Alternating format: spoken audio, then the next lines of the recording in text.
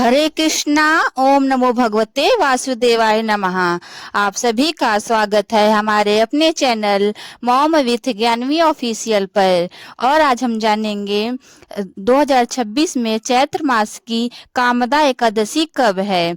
चैत्र मास की शुक्ल पक्ष की एकादशी को कामदा एकादशी के नाम से जाना जाता है। मान्यता है कि इस दिन व्रत रखने से सभी पापों का नाश होता है, मनोकामनाओं की पूर्ति होती है और अंत में वैकुंठ लोक की प्राप्ति होती है। इस बार कामदा एकादशी की तिथि को लेकर 28 और 29 मार्च के बीच में कंफ्यूजन बना हुआ है कि व्रत किस तिथि में रखना ज्यादा सही रहेगा। ऐसे में आइए जानते हैं कामदा एकादशी की सही तिथि, पूजा, मुहूर्त, विधि और पारण के समय के बारे में। सबसे विशेष बात कि इस बार एकादशी के दिन भद्रा काल भी रहने वाला है और भद्रा का वास मृत्यु लोक में ही रहेगा। मृत्यु लोक में रहने के कारण यह पृथ्वी लोक पर समस्त शुभ कार्यों के लिए बाधा डालने वाली है समय होता है, अशुभ समय माना जाता है। इसीलिए बहुत सोच समझकर ही,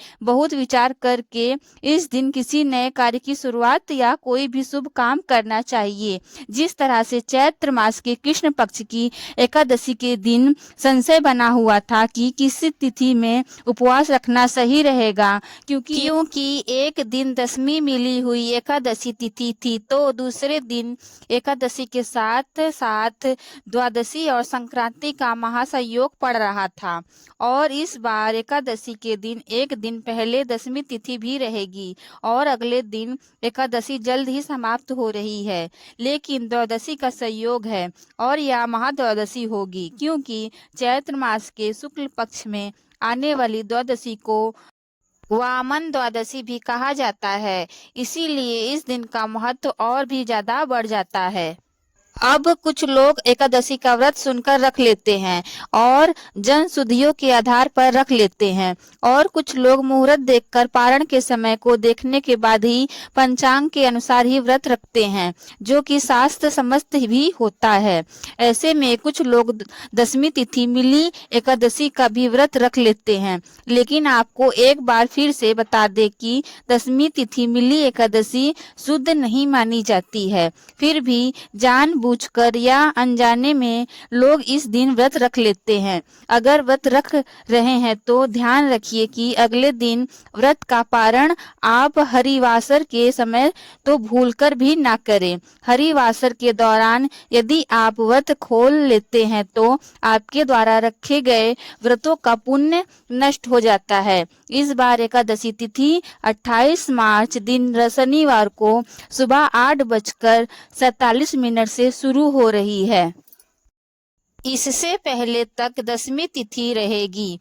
एकादशी शनिवार को पूरा दिन रहेगा और रविवार यानी 29 मार्च रविवार को एकादशी तिथि सुबह 7:46 पर समाप्त हो रही है। इसके बाद द्वादशी तिथि प्रारंभ होगी। ऐसे में एकादशी तो 2 दिन है, यानी कि 28 मार्च दिन शनिवार को भी और 29 मार्च दिन रविवार को भी। आपको बता दें कि 28 मार्च शनिवार को अगर आप एकादशी व्रत रख रहे हैं तो यह दशमी तिथि मिली हुई है एकादशी होगी और शास्त्र सावंत या वैष्णव एकादशी होगी। 29 मार्च दिन रविवार को इस दिन व्रत रखना ज्यादा सही रहेगा। आगे आपकी श्रद्धा है, आप दोनों में से जिस भी दिन व्रत रखना चाहें रख सकते हैं। बात करते हैं शनिवार के दिन के मुहूर्तों के बारे में। तो शनिवार के दिन ब्रह्म मुहूर्त सुबह 4:05 से लेकर 5:38 तक रहेगा। इस दिन सूर्योदय होगा सुबह 6:27 पर, सूर्यास्त होगा शाम 6:37 पर और पुष्प नक्षत्र दोपहर 2:50 पर समाप्त होगा। इसके बाद में अश्लेषा नक्षत्र प्रारंभ होगा। राहु काल सुबह 9 बजे से 10:30 तक रहेगा और शनिवार के दिन ही लगने वाला भद्राकाल रात 8:13 से प्रारंभ होगा। पूरी रात भद्राकाल रहेगा, जिसकी समाप्ति अगले दिन यानी रविवार को होगी और भद्राक काल रविवार को सुबह 7:46 पर समाप्त होगा।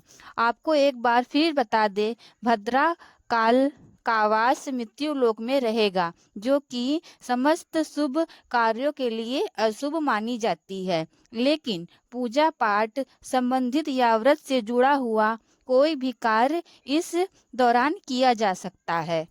द्वादशी तिथि 29 मार्च दिन रविवार को सुबह 7:47 से शुरू होगी और इसी के साथ हरिवासर का समय भी शुरू हो जाएगा।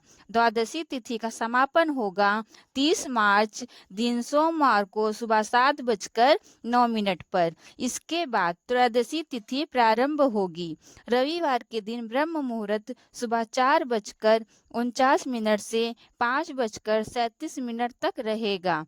सूर्योदय होगा सुबह 6:26 पर। सूर्यास्त होगा शाम 6:37 पर और इसी दिन अश्लेषा नक्षत्र दोपहर 2:37 तक रहेगा।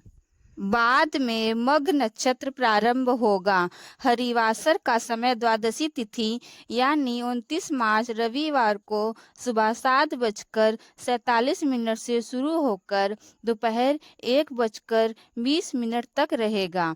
तो इस दौरान व्रत ना खोलें।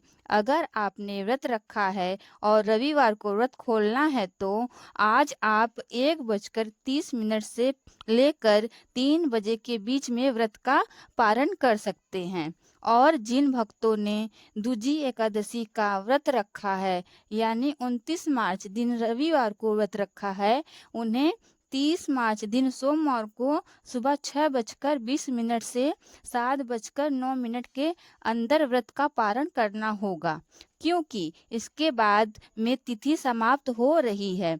व्रत का पारण हमेशा भगवान को अर्पित किए गए तुलसी पत्र और जल से करना चाहिए। अगर आपको एकादशी व्रत कथा सुनना है तो हमारे channel mom with Gyanvi official को सब्सक्राइब जरूर कर लें, ताकि आने वाली सभी वीडियो आप तक जल्द से जल्द पहुंच सके। फिर मिलते हैं ऐसी एक और धार्मिक वीडियो के साथ।